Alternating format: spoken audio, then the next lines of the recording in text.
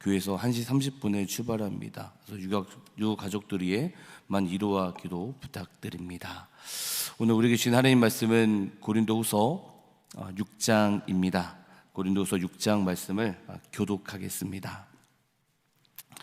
우리가 하나님께 함께 일하는 자로서 너희를 권하노니 하나님의 은혜를 헛되이 받지 말라.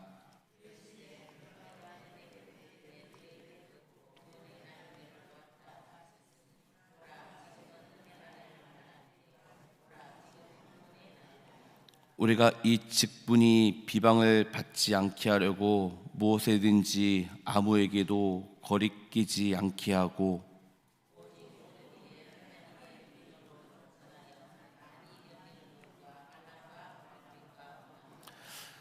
매 맞음과 갇힘과 난동과 수고로움과 자지 못함과 먹지 못함 가운데서도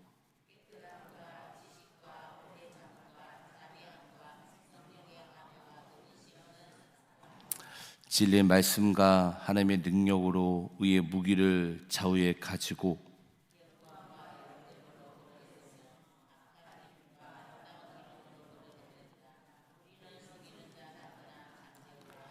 무명한 자 같으나 유명한 자요 죽은 자 같으나 보라 우리가 살아있고 징계를 받는 자 같으나 죽임을 당하지 아니하고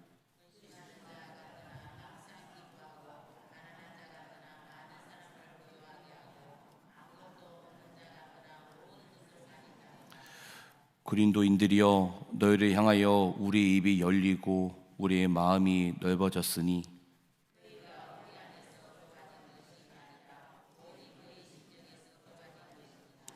내가 자녀에게 말하듯 하노니 보답하는 것으로 너희도 마음을 넓히라.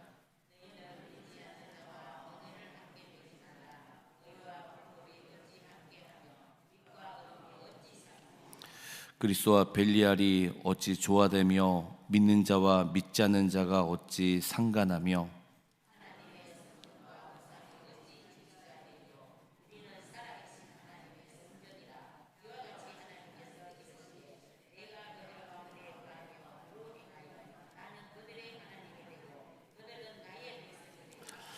그러므로 너희는 그들 중에서 나와서 따로 있고 부정한 것을 만지지 말라. 내가 너희를 영접하여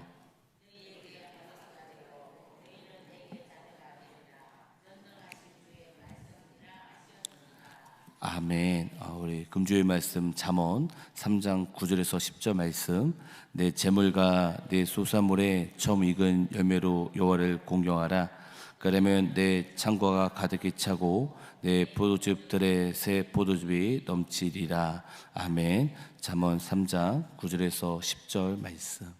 오늘 고린도후서 6장 1절에 보면 1절에 은혜를 헛되이 받지 말라라고 바울이 얘기하고 있습니다. 그러면서 2절에 보시면 지금은 은혜 받을만 할 때요 바로 지금은 구원의 날이로다 이렇게 이야기하고 있습니다. 여기서 이 하나님의 은혜를 헛되이 받지 말라 이 뜻이 무슨 뜻이냐면 여기서는 이 예수 그리스도의 십자가의 죽으심 그리고 대속하심 이 모든 것들이 은혜입니다. 그래서 십자가의 사건 모든 것들이 은혜인데 그 은혜를 가볍게 여기지 말라. 어떤 구원의 소망이 사라지지 말라라는 뜻입니다.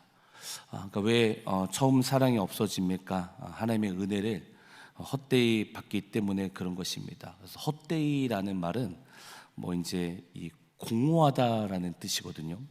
그러니까 하나님의 은혜를 헛되이 받으니까 공허해지는 것입니다. 그래서 바울이 이렇게 얘기합니다. 너는 예수 그리스도께서 십자가에서 죽으시고 나를 위해서 대속하시는 그 사건을 헛되이 받지 말아라. 헛되이 받으면 마음이 공허하게 된다라고 이야기하고 있습니다. 많은 사람들이 예수 그리스도의 십자가의 사건, 죽으심 그리고 우리 부활하심, 다시 오심을 압니다. 그러나 믿지 않습니다. 그래서 야고보서에서도 귀신들도 안다. 그러나 귀신과 우리가 다른 게 뭐냐면 예수를 믿는 자들은 예수님을 알고 믿습니다. 그러나 귀신들은 예수님을 믿지 못합니다. 그래서 그것이 믿음이잖아요. 믿음.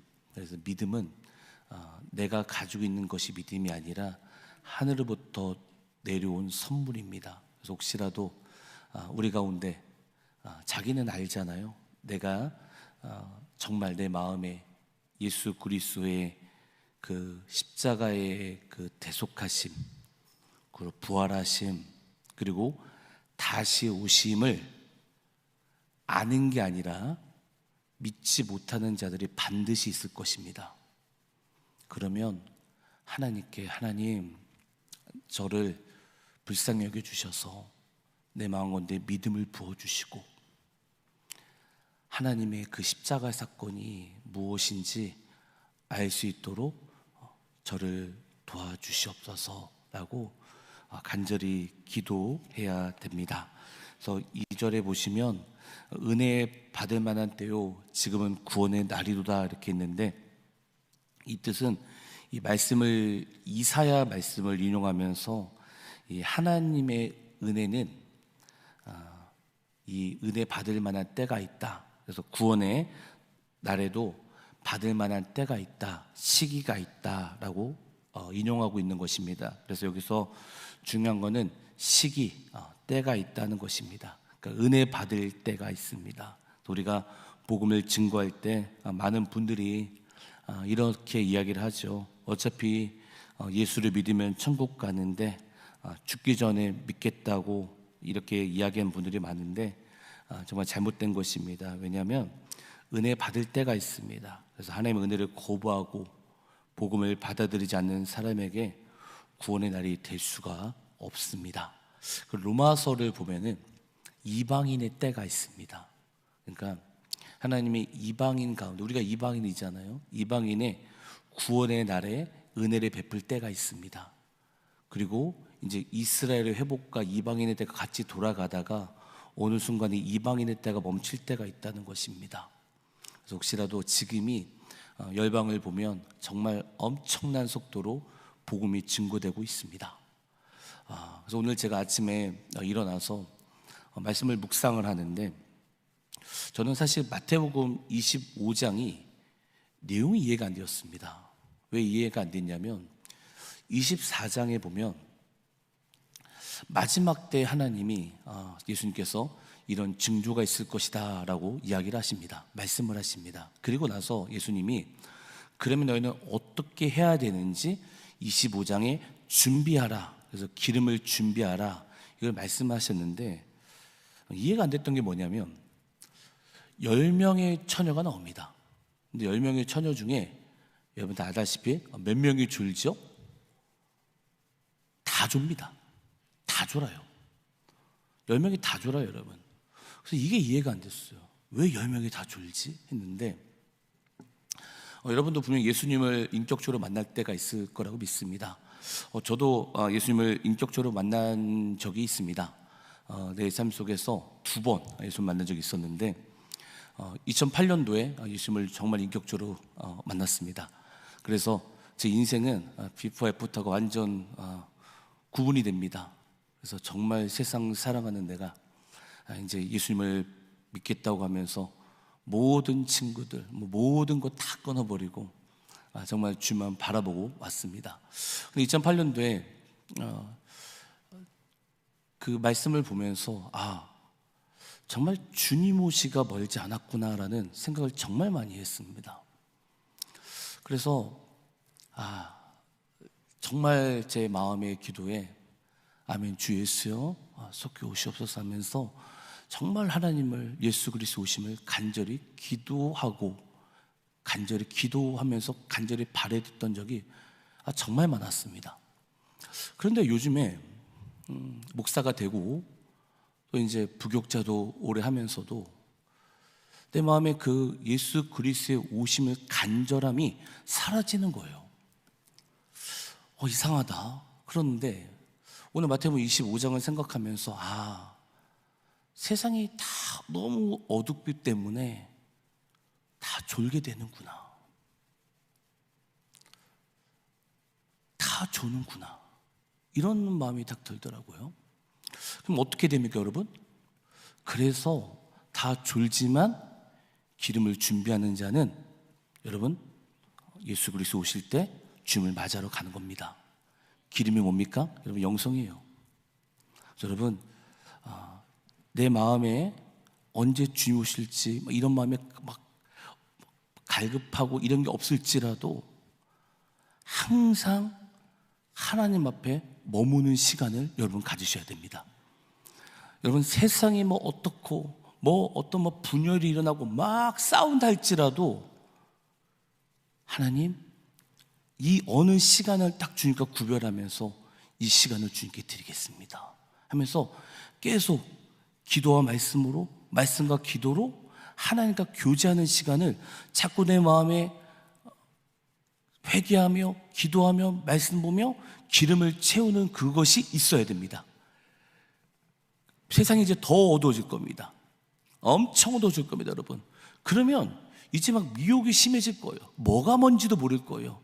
그때 요한일서 말씀처럼 성령이 내 스승이 되어서 이 사람 저 사람의 말이 아니라 내 안에 진짜 성령이 계셔서 성령께서 나를 온전히 이끌어야 돼요. 이런 도달까지 하셔야 돼요. 저런 경지까지 올라오셔야 돼요. 그래서 하나님과 계속 관계를 맺으셔야 돼요.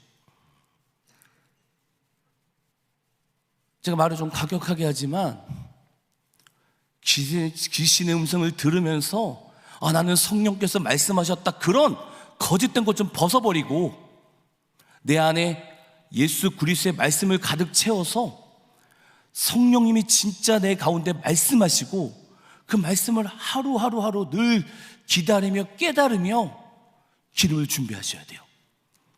그래서 계속 준비할 때 반드시 하나님이 우리 가운데 역사하십니다. 그래서 여러분 세상은 앞으로 유투표가 되고 세상이 더 잘되고 잘될 걸 얘기하는데 성경은 그렇게 얘기하지 않습니다. 주님 오시기 전에 더 어두워진다. 세상이 너무도 어두워진다. 너무너무 어두워져서 예수님 말씀하시기를 미혹이 있을 것이다. 불법이 성함으로 사랑이 식어진다. 예수 말씀하시는 거예요.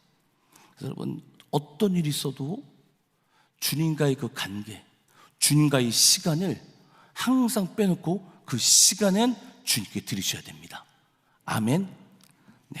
그리고 3절에 보시면 우리가 이 직분의 비방을 받지 않게 하려고 무엇이든지 아무에게도 꺼리끼지 않고 있는데 이게 무슨 말이냐면 지금은 이 바울이 은혜 받을 만할 때다라고 얘기하면서 구원의 날이다 강조하면서 이 직분, 이 복음을 증거하는 것이 얼마나 귀중한 것인지 이야기하고 있습니다. 그래서 복음을 전해라. 예수 그리스도께서 우리를 위해서 십자가에서 죽으셨다. 어떤 누구도 그 죄를 해결할 수 없다. 그러나 해결할 수 있는 분이 오직 한 분이신데 그분이 바로 예수 그리스도시다 하면서 그 예수 그리스도의 복음을 증거하는 그것에 대해서 얼마나 그 직분이 귀중한지 아니 말하면서 바울은 고백을 하고 있습니다. 그래서 4절에서 10절까지 보시면 읽진 않겠습니다. 보시면 그래서 이 바울이 이런 복음을 증거했을지라도 증거하니까 사람들이 쟤 미쳤다, 쟤 이상하다 얘기를 하는데 바울이 내가 만약 미쳤어도 이건 하나님이 하는 것이요 내가 정신이 온전하여도 너희를 위한 것이다 하면서 담대하게 고백할 수 있었던 것입니다. 그 이유가 무엇입니까? 그 안에 예수 그리스도가 계셨기 때문입니다. 그래서 바울은 복음을 전하면서 수없이 많은 조롱을 받았습니다. 정말 사람들이 그래 미쳤다고 하고 율법을 무시하는 이단자라고 하고 또 거짓 선지자다, 뭐 거짓 교사다, 뭐 심한 인신공격도 다 받았습니다. 그러나 바울이 그런 조롱과 핍박 속에서도 끝까지 참고 견디며 하나님과 교제했던 것이 바로 바울입니다. 남들이 우리 욕할 수 있어요. 여러분 욕해요. 우리 욕하고 우리를 정죄할 수 있어요. 그런데 그 욕을 듣고 정죄를 받고 나서 여러분 어떤 일이 있어 먼저 하나님께 가셔야 돼요. 그래서 하나님과 그 관계를 여러분 어떤 일이 있어도 여러분 끊어지면 안 돼요. 그래서 바울이 그런 조롱과 핍박 속에서도 주님과 교제하며 복음을 전했습니다. 그러니까 군빛과 고난 속에서도 포기하지 않았습니다. 박해와 어려운 가운데서도 그 복음을 전한 것을 끝까지 포기하지 않고 견딜 수 있었습니다. 왜냐하면 바울이 만난 그 복음은 너무도 귀한 것이기 때문이었습니다. 여러분, 바울은요, 지금 우리말로 따지면 정말 최고잖아요. 가마리엘 가문. 그러니까 무슨 뜻이냐면 엄청나게 잘 사는 가문에, 최고의 좋은 대학교에, 지금 말하면 엄청 재벌의 아들에 서울대학교 법학과 나와가지고 사법고시 합격했다, 이 정도입니다, 여러분. 그런데 바울이 자기를 위해서 십자가에서 죽으신 그 사건, 그 복음을 만나니까 바울이 그것이 배설물처럼 여겨져 버렸어요. 복음이 너무도 귀하게 여겨져 버린 거예요. 그래서 바울은 자신을 향해서 나 이 복음 때문에 나는 무명한 자도 된다, 아무렇지도 않다. 그렇지만 나는 무명한 자지만 유명한 자다. 난 죽은 자 같으나 살아있는 자다. 징계를 받는 자 같으나 죽음을 당하지 아니하는 자라고 고백할 수 있었습니다. 그 안에는 복음이 있었어요. 근심하는 자 같으나 항상 기뻐하고, 가난한 자 같으나 많은 사람은 부유하게 하며, 아무것도 없는 자 같으나 모든 것을 가진 자다. 바울이 그렇게 고백할 수 있었던 게 뭐냐면 바로 복음입니다. 많은 사람들은 돈이 있으면 어깨가 올라갑니다. 뭔가 엄청나게 자기가 위대한 것처럼 여기게 됩니다. 근데 바울은 그러지 않았어요. 자기 안에 예수 그리스도가 있기 때문에 그런 것이 나한테 별로 중요하지 않아. 나는, 내 안에는 복음이 있기 때문에 나는 모든 것을 가진 자다라고 고백할 수 있었던 것입니다. 그래서 11절에서 13절에 보시면 바울이 고린도인들이여, 너희를 향하여 우리의 입이 열리고 우리의 마음이 넓혀졌으니 너희가 우리 안에서 좁아진 것이 아니라 오직 너희 심정에서 좁아진 것이라. 내가 내 자녀에게 말하듯 하노니 보답하는 것으로 너희도 마음을 넓히라 했던 것처럼 바울이 고린도 교인들을 향해서 자신의 마음을 숨김없이 드러내고 있습니다. 우리 입이 너희를 향하여 열렸고 우리 마음도 넓혀졌다 말하면서 바울은 언제나 열린 마음으로 복음을 전했습니다. 하나님의 말씀을, 하나님 받은 말씀을 숨기거나 감추지 않고 그 복음을 원색적으로 다 전했다는 거예요. 바울은 예수에 미친 자였습니다. 바울은 예수님밖에 보이지 않는 자였습니다. 그게 바울의 인생이었습니다. 우리는 바울처럼 산다고 고백하지만 바울이 되기 싫어합니다. 저 역시도 그렇죠. 그래서 우리가 정말 그 복음이, 십자가 그 사건이 다시 한번 우리 가운데 알아야 돼요. 그리고 예수 그리스도의 십자가의 사건, 나를 대속하신 사건, 그리고 예수님이 부활하신 사건, 그리고 다시 오실 그 사건을 내가 진짜 믿어야 이 마지막 시대에 승리합니다. 그래서 14절에서 16절에 보시면, 그러면서 바울이 이 고린도 교인들에게 얘기합니다. 너희는 믿지 않는 자와 멍이를 함께하지 매지 말라. 의의 불법이 어찌 함께하며 빛과 어둠이 어찌 사귀며 그리스도와 벨리알이 어찌 조화되며 믿는 자와 믿지 않는 자와 어찌 상관하며 하나님의 성전과 우상이 어찌 일치되리요, 이렇게 얘기하고 있는데, 여기서 바울이 너희는 이 고린도 교인들에게 권면하는데 믿지 않는 자와 멍이를 같이 하지 말라라고 이야기하고 있습니다. 이 구절은 우리 목사들이 말하기 어려운 성경 구절입니다. 성도들이 혹시라도 시험을 받을 수 있을 거라고 생각하기 때문입니다. 이 멍에를 매지 말라 했을 때, 멍에는 소나 발에, 목에 함께 일을 하게 하는 도구입니다. 서로 다른 두 짐승이 같은 멍에를 하면 제대로 걸을 수 없고 결국 서로에게 고통이 됩니다. 그러니까 예를 들어 소와 말이 같이 멍에를 메고 갑시다. 그러면 소는 느립니다. 말은 빠릅니다. 그러면 같이 갈 수 없다라는 것입니다. 그래서 바울은 이 모습을 통해서 예수를 믿는 사람과 예수를 믿지 않는 사람이 하나가 되어서는 안 된다라고 정확히 기록하고 있습니다. 또 바울은 또 얘기하고 있는 게 뭐냐면 믿지 않는 자와 결혼하지 말아라 라고 이야기하고 있습니다. 결혼만 이야기하는 것이 아닙니다. 사업이나 동업이나 인생의 중요한 가치의 방향을 함께 결정하는 자들이 이야기하면서 믿지 않는 자와 명인하지 말라. 그러면서 바울은 의와 불법이 함께 할 수 없고 빛과 어둠이 함께 할 수 없으며 그리스도와 벨리알이 조화를 이룰 수 없고 하나님의 성전과 우상이 하나가 될 수 없다라고 합니다. 즉 믿지 않는 자와 같이 하지 말라. 바울은 분명히 경고하고 있습니다. 벨리알이 무엇입니까? 그리스도와 벨리알을 좋아하고 있습니다. 벨리알은 이 사악하다라는 뜻입니다. 그래서 구약에서는 이 벨리알 그러면 악한 사람을 가리키는 말이었는데 이 말이 점차 확대되면서 후대는 사탄 같은 의미로 사용되었습니다. 벨리알, 하나님의 통치를 거부하는 자, 이게 벨리알입니다. 그래서 바울은 이 그리스도와 벨리알을 대조하고 있는데 즉 믿지 않는 자는 예수님을 알지 못합니다. 그래서 혹시라도 여러분은 자녀들이 믿지 않는 사람과 결혼을 하게 된다면 여러분 반대하십시오.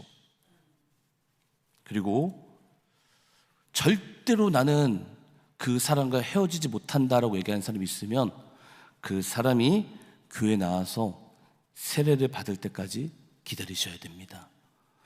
어느 교회에 정말 큰 대형 교회의 어떤 청년 여자가 회장이었습니다. 근데 이 믿지 않는 이 사람과 교제를 하게 되었습니다.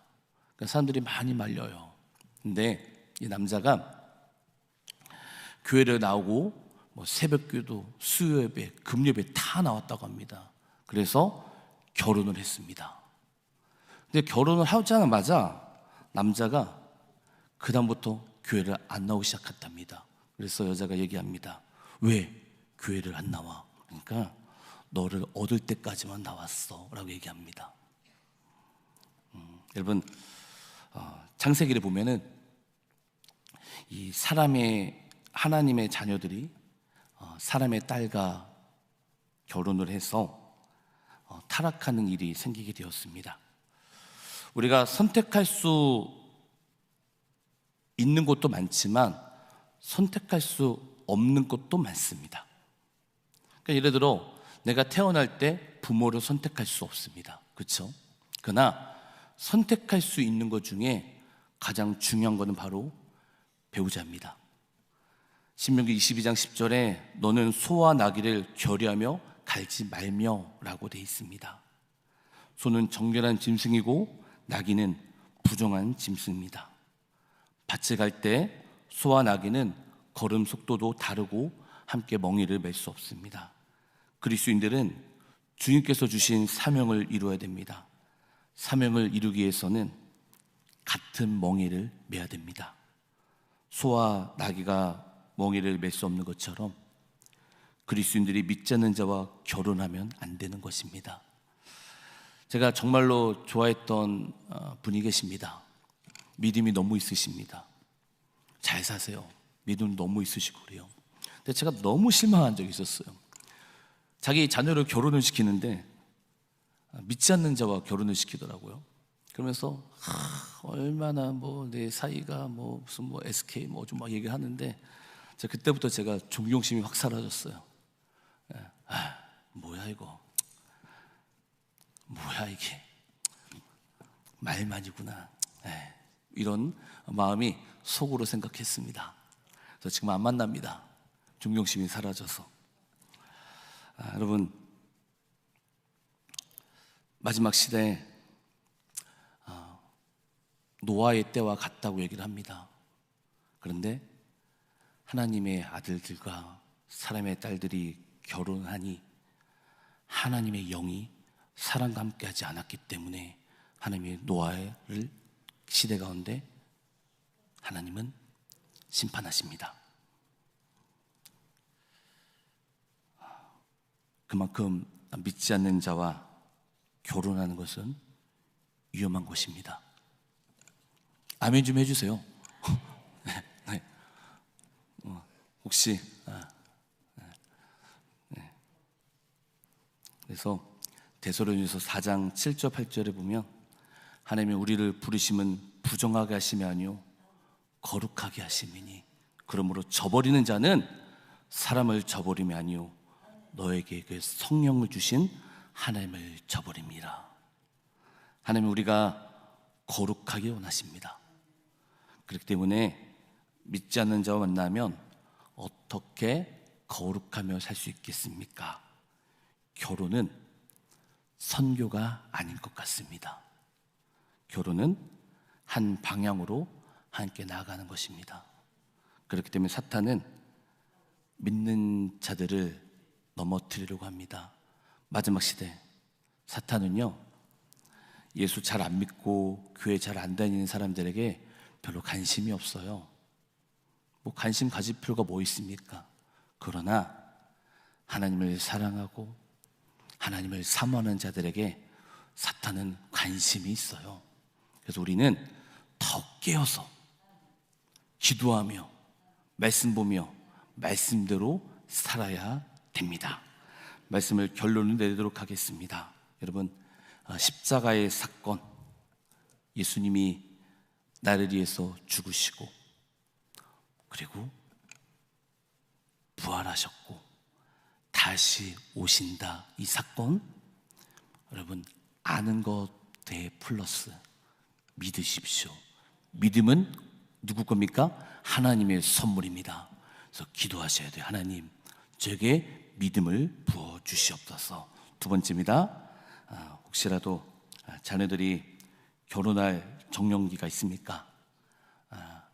믿지 않는 자와 결혼을 승낙하지 마십시오. 제가 보겠습니다, 여기 있는 분들. 그래서 혹시 청첩장에 나왔을 때 보면 그분들과 얘기는 하지 않겠습니다. 네, 그래서 믿지 않는 결혼하지 마시고 정말 하나님께 간절히 기도해서 이 마지막 시대 가운데 예수와 복음을 위해 살아가는 여러분 되길 주의 이름으로 축원합니다. 기도하겠습니다.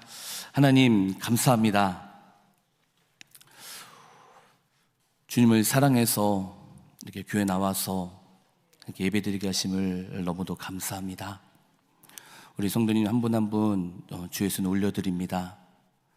그 십자가의 사건, 대속의 사건을 우리가 믿을 수 있도록 붙들어 주시고 그리고 더 하나님을 사랑하고 하나님을 바라볼 수 있는 은혜 부어 주시옵소서. 또 우리 여기 있는 우리 모든 성도님들 자녀들을 주의 손 올려드립니다. 하나님, 아직까지 예수를 믿지 않는 자녀들 있습니까? 주 예수를 믿어라, 그럼 너 내 집이 구원을 받는다고 좀 약속하셨사오니 하나님, 모두가 이 마지막 시대 가운데 예수님을 알고 믿을 수 있도록 붙들어 주시고 가정에 구원받을 수 있는 은혜 부어 주시옵소서. 또 우리가 살아도 주를 위하여 살게 하여 주시고 죽어도 주를 위하여 죽는 그런 믿음 가지며 바울처럼 담대히 주님을 위해서 살아갈 수 있도록 은혜 부어 주시옵소서. 또 주님께 감사해서 귀한 예물 주님께 드립니다. 이 예물 주님 받아주시고 또 우리도 주님 받아주시옵소서. 감사하며 예수님 이름으로 간절히 기도드립니다. 아멘. 하늘에 계신 우리 아버지의 이름을 거룩하게 하시며 아버지의 나라가 오게 하시며 아버지의 뜻이 하늘에서와 같이 땅에서도 이루어지게 하소서. 오늘 우리에게 일용할 양식을 주시고 우리가 우리에게 잘못한 사람을 용서하여 준 것 같이 우리 죄를 용서하여 주시고 우리를 심에 빠지지 않게 하시고 악에서 구하소서. 나라와 권능과 영광이 영원히 아버지의 것입니다. 아멘. 우리 주여 한번 부르시고 같이 한번 기도했으면 좋겠습니다. 주여